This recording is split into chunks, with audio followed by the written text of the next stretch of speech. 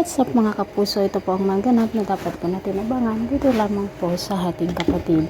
Dahil nga po sa ginawang pagligtas ni Bel dito kay Tali, ay dito nga po niya naramdaman na kahit ganun siya kasama dito noon, ay talagang napakabuti ni Bel dahil pinilit niya pa rin niya itong tulungan.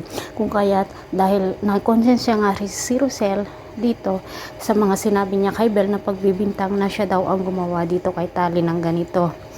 Dahil nang sinabi ni Tali na si Bel nga ang nagligtas sa kanya, ay naisip ni Rosel na pumunta doon sa bahay ni na Bel upang sa ganon ay makausap ito at humingi ng tawad.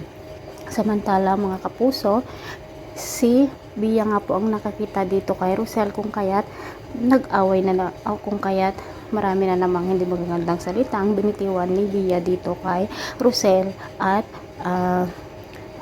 inanuhan pa niya ito ng tubig dahil nga po nagdidilig ng halaman ang kanilang gardinero kung kaya't si Rosel nga ang napagbuntunan ng galit nitong si Bia.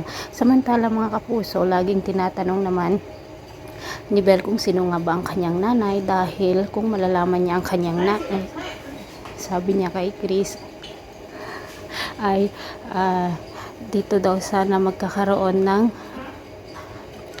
pagbabago ang pagkaramdaman ng kanyang buhay dahil mararamdaman niya na hindi siya nag-iisa at mararamdaman niya o matatanggap niya ang kanyang pagkatao.